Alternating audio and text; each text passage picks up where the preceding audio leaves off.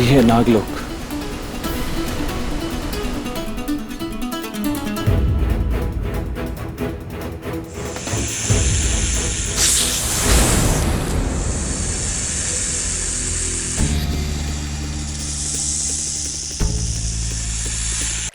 इतना छोटा कर दिया। श्रीमान बेताल, मैंने मान लिया कि आप में किसी भी रूप को धरने की शक्ति है, किंतु कृपा करके मुझे आगे की कहानी सुना। मैं जानने के लिए उत्सुक हूं। राजन, ऐसा कीजिए, आप थोड़ा विश्राम कर लीजिए, क्योंकि कहानी सुनाने का अभी मेरा मन नहीं हो रहा। थोड़ी देर बाद मेरा मन हो जाएगा, फिर मैं आपको कहानी सुनाऊंगा। तब तक अगर आप चाहें तो जल और फल ग्रहण कर लीजिए। लेकिन श्रीमान बेताल, मैं भूखा और प्यासा नहीं हूं, पर मैं कथा सुनना चाहता हूं। देखिए, मैं बेमन से सुना तो दूंगा, पर फिर कुछ भूल गया तो, इसलिए बाद में सुनाता हूँ ना, जाइए ना। अच्छी बात। बेताल, ब्रह्मदेव।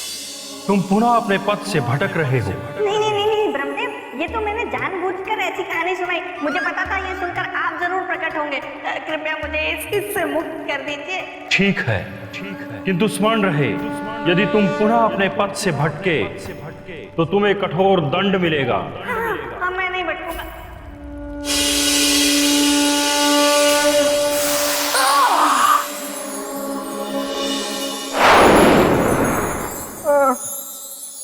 राजा भोज।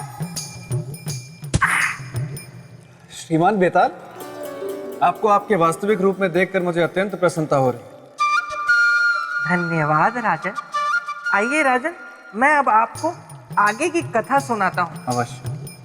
राजन, तक्षक बड़ा ही मायावी नाग था। उसने राजा परीक्षित को भी फूलों के हार में छिपकर डसा था। उसके बाद वो मन ही मन हंसा था, और तो और कलयुग के आने का कारण भी वही बना। तब तो ये कार्य बहुत चुनौतीपूर्ण रहा होगा। हाँ, और चुनौती का दूसरा नाम थे मेरे मित्र विक्रमादित्य। हे नागदेव, हम संसार वासियों के लिए आप हमेशा से भगवान रहे, हमारे पूजनीय। परंतु आज तक्षक के कारण सदियों से हो रही आपकी भक्ति और आस्था टूटने के कगार पर है। ऐसा क्या किया उसने सम्राट? कौन सा कुकर्म किया? कौन सा अधर्म? उसने पृथ्वी लोक से महारानी रागेश्वरी का पूजा स्थल से अपहरण किया है। अपने इस घिनौने कुकर्म से आपके देवत्व और नागकुल को कलंकित किया है उसने। आपके भक्तों के हृदय में कटुता और शत्रुता का विष भर दिया। इसलिए हे नागदेव, हमारी आपसे विनती है, उसके लोक जाने का मार्ग बताए हमें।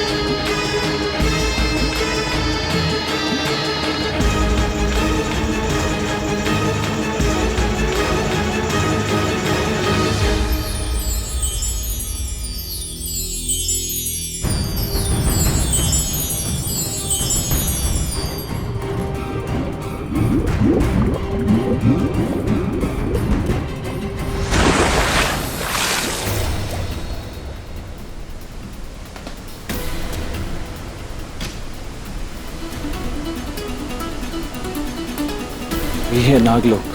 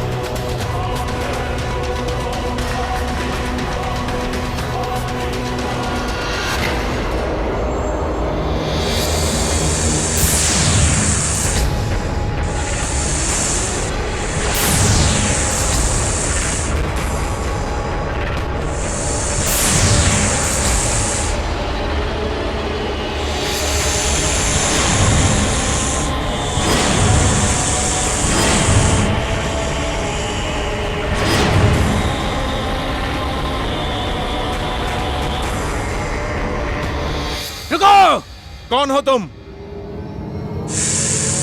सम्राट विक्रमादित्य। कहाँ से आए हो? पृथ्वीलोक से। यहाँ नागलोक में क्या कर रहे हो? तक्षक से मिलने आए। पृथ्वीलोक के वासियों का उनसे मिलना बुरा सपना है। लौट जाओ, अन्यथा तुम हमारे विष के तुम विशेष पात्र बन जाओगे। क्योंकि मनुष्य हमारा दुश्मन है।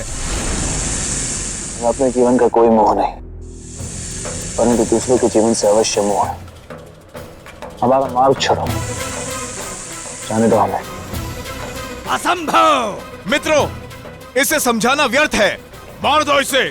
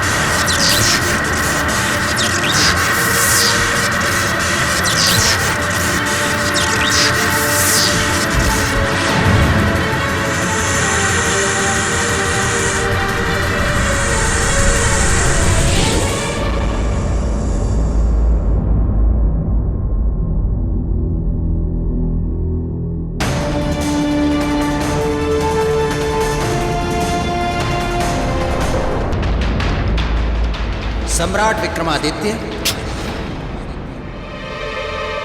हमें क्षमा करें सम्राट विक्रमादित्य।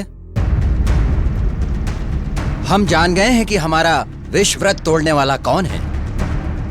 नागराज का प्रणाम स्वीकार करें सम्राट, और नागलोक में आने का उद्देश्य बताइए।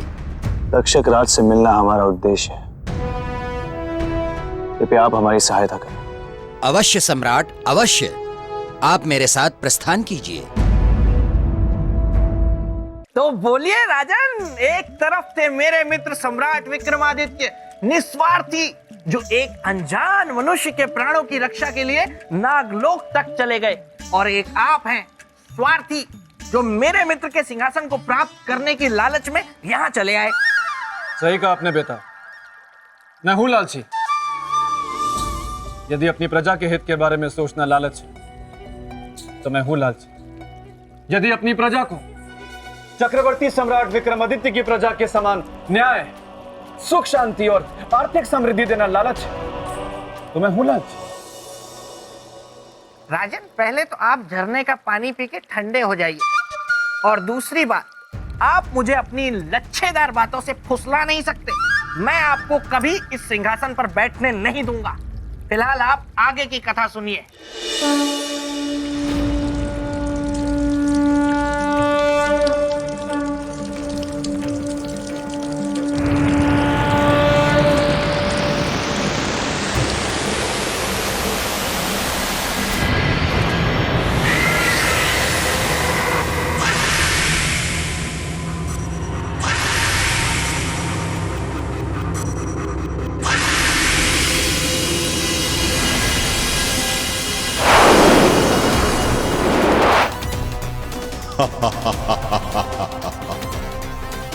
आज के इस शुभ दिन बधाइयां गूंजेंगी इस नागलोक में, क्योंकि तक्षक अपने परम शत्रु मनुष्य की सबसे बड़ी कमजोरी, उसकी एक और पतिव्रता स्त्री के सतीत्व का आज हरण करेगा, उससे विवाह करेगा। एक और, जहां मेरे इस कार्य से मेरा प्रतिशोध एक कदम आगे बढ़ेगा, वहीं दूसरी ओर मेरा बल और बलवान होगा।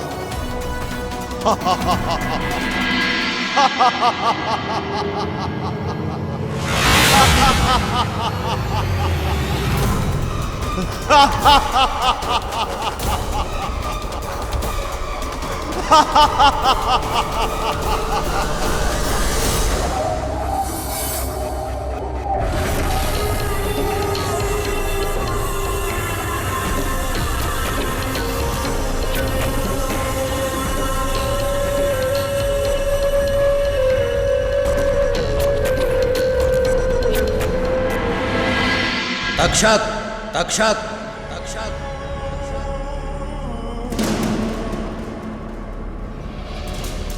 आइए नागराज, पधारिए। तक्षक के विवाह के शुभ अवसर पर आपका स्वागत है।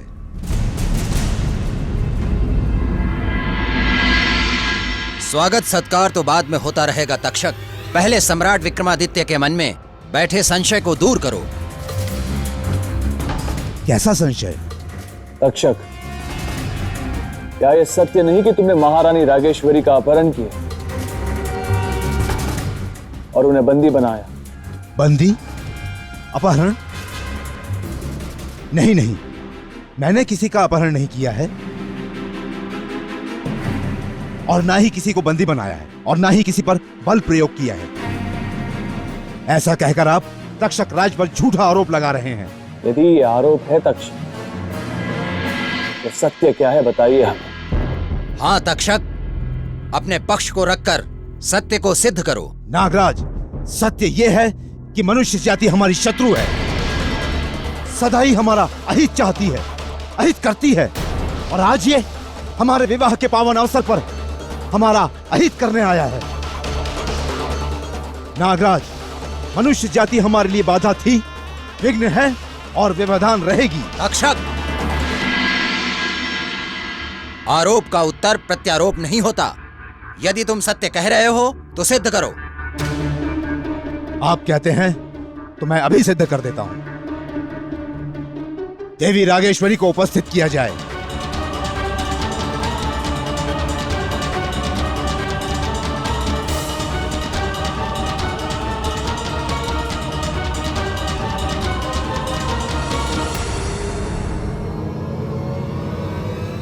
सम्राट, भाग्य मनाओ कि तुम नागराज के साथ हो,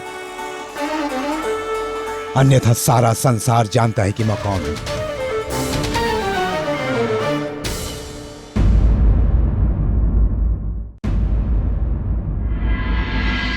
आपने बुलाया स्वामी?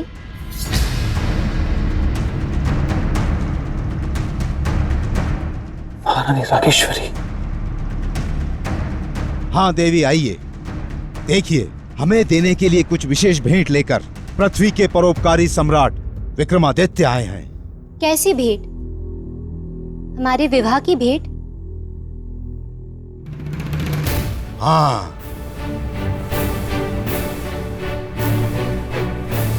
और वो भेंट है आरोप की। इनका कहना है कि हमने आपका अपहरण किया है और आपसे आपकी इच्छा के विरुद्ध विवाह कर रहे हैं।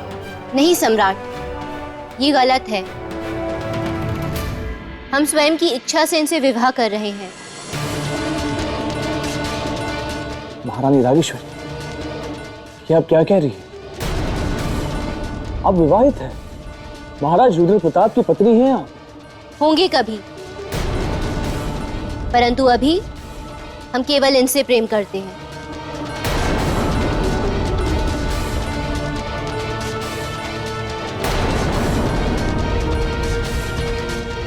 हम नहीं विश्वास करते आप जो कह रही उसमें। आप जो कुछ भी कह रही वो इस तक्षक के भय से कह रही। प्रेम में भय कहाँ सम्राट? प्रेम तो निर्भय है, निर्भीक है। नहीं मान सकते आप, ये सत्य नहीं है देवी। बस सम्राट, बस। अब आगे एक शब्द नहीं। आपने जो प्रसंग छेड़ा था उस प्रसंग का सुखद अंत हो गया है। सुन लिया आपने जो सुनना था। आपके आरोपों का उत्तर आपको मिल गया है। अब आपकी भलाई इसी में है कि आप चुपचाप यहां से चले जाइए। शुभ कार्य में विघ्न उपस्थित करने की कोशिश ना करें। जाइए यहां से। आइए देवी, बैठिए यहां।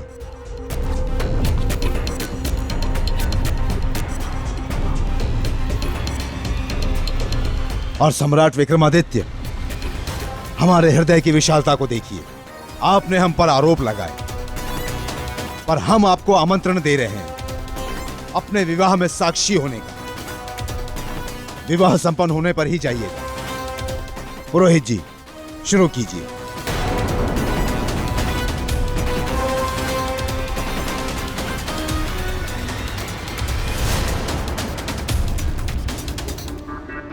महारानी रागेश्वरी की बातों ने तो हमें दुविधा में डाल दिया है। उनकी बातों से तो हमारा उद्देश्य, हमारा संकल्प, हमारा वचन सब बेकार हो जाएगा। इस बल से हम लोगों का सामना करेंगे। कहां गए सम्राट विक्रमादित्य? और अब तक लौटे क्यों नहीं?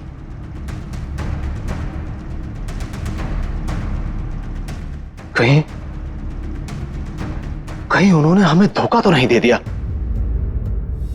महारानी रागेश्वरी चाहे कुछ भी कहे, परंतु हमारी आत्मा यह कहती है कि असली अपराधी तक्षक ही है, और नामदेव के जीवन को बचाने के लिए हमें किसी भी कीमत पर तक्षक को पृथ्वीलोक ले जाना होगा। पुत्र, अब छोड़ दे सम्राट के आने की आस और चल, इससे पहले कि रुद्र प्रताप के सैनिक फिर से तुझे पकड़ने आ जाए, हम लोग कहीं और चले जाते हैं। पुत्र, पुत्र।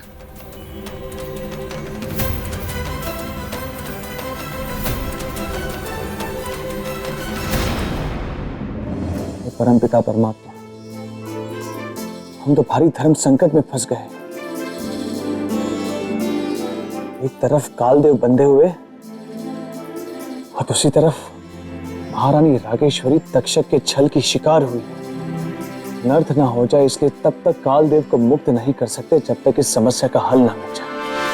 विक्रमादित्य, मुक्त कर मुझे, अन्यथा तू नहीं जानता जिस परोपकार को तू अपने आत्मिक सुख और संतोष का कारण समझ रहा है, वही तेरे लिए कष्टकारक बन जाएगा।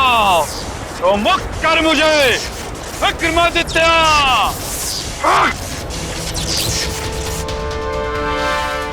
तक्षक के विवाह को रोकने के लिए हमें शीघ्र ही कोई उपाय खोजना होगा, अन्यथा हम दूध का दूध और पानी का पानी अलग नहीं कर पाएंगे। क्या हुआ राजन? है ना ये भंवर जा? बताइए बताइए, क्या हुआ होगा आगे? श्रीमान बेताल, ना तो सत्यत्व भंग हुआ होगा, वरना परोपकार की पराजय हुई होगी। क्योंकि अगर एक सत्य है तो दूसरा धर्म, और दोनों अटल है। कर दी ना आपने फिर से वही घिसी पिटी किताबी बातें शुरू। राजन, थोड़ा तो दिमाग लगाइए, समझिए बात को। अरे महारानी तो तक्षक के बस में थी, फिर ऐसा कैसे हो सकता है कि उनका सत्यत्व भंग ना हुआ हो? बोलिए, उत्तर दीजिए। या तो उत्तर दीजिए या भूल जाइए सिंहासन को।